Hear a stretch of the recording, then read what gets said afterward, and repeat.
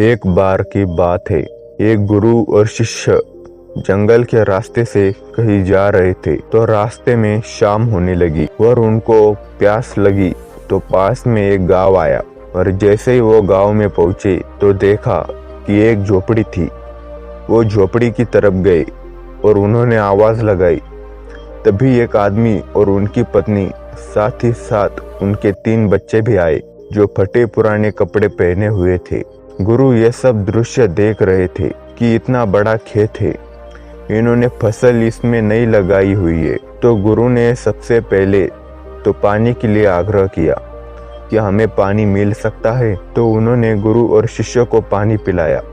अचानक गुरु ने कहा कि अगर आप इसमें खेती नहीं करते तो फिर अपना जीवन यापन किस तरीके से चलाते हैं। तो उस आदमी ने कहा कि हमारे पास एक भैंस है और इस भैंस का दूध बेचकर पैसे कमाते हैं और इसी तरह से हम अपना जीवन चलाते हैं। गुरु ने उसकी इस बात को ध्यानपूर्वक सुना और उनके बीच में कुछ देर तक बातचीत हुई, लेकिन अंधेरा हो चुका था। उन्होंने ये निर्णय लिया कि आज की रात हम यहीं रुकेंगे। तो लगभग मध्य रात्रि के करीब गुरु ने शिष्य से कहा कि हमें इस भैंस को ले जाना होगा और इस भैंस को ले जाकर कहीं जंगल में छोड़ना होगा। तो शिष्य ने सोचा कि इस तरीके से तो ये गलत काम भला मैं कैसे कर सकता हूँ। अगर मैं इस भैंस को लेकर जाऊंगा तो ये आदमी बाद में अपना जीवन यापन कैसे करेगा।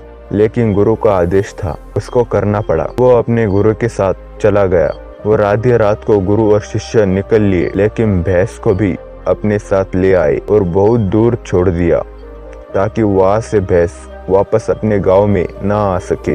तकरीबन 10 साल बाद जब वो शिष्य भी गुरु बन चुका था और दीक्षा देने का काम भी करने लग गया था, तो उसने सोचा कि 10 साल पहले मुझसे जो गलती हुई थी, क्यों ना मैं आज उस गलती को सुधार लूं और मुझे उस आदमी के पास जाना चाहिए। वो आदमी के पास जाता है, लेकिन वहां पहुंचकर वो देखता है कि खेत में फसलें लहरा रही थी और बगीचे लगे हुए हैं। वो सोचता है कि शायद हो सकता है कि वो आदमी अपना घर बार बेचकर, अपनी जमीन बेचकर शहर में चला गया हो। लेकिन तभी अचानक वो आदमी आया और उस गुरु को नमन करता है कि मैंने आपको पहचान लिया।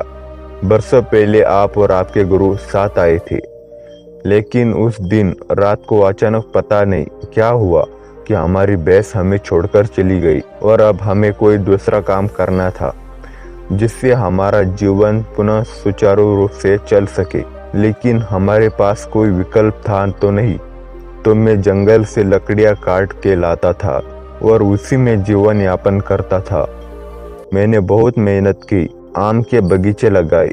धीरे आम के बगीचे से लोग आम खरीदने लगे और धीरे धीरे मेरा आम का बगीचा बड़ा होने लगा और मुझे अच्छे खासे फल और उनके पैसे मिलने लगे और मेरा बिजनेस बढ़ता गया, मेरा काम बढ़ता गया।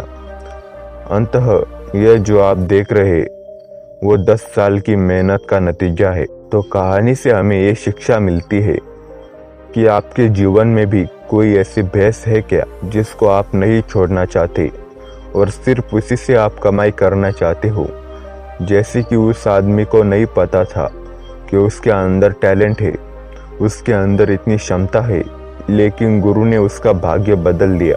हमेशा परिवर्तन तभी होता है जब आपके पास कोई विकल्प नहीं होता है, और जब आपके पास कोई विकल्प नहीं होता है तो सिर्फ आपके पास जो रास्ता होता है आप उसी पर चलते हैं, और जब आप उसी रास्ते पर चलते हैं तो जीवन में आपको सफलता ज़रूर मिलती है।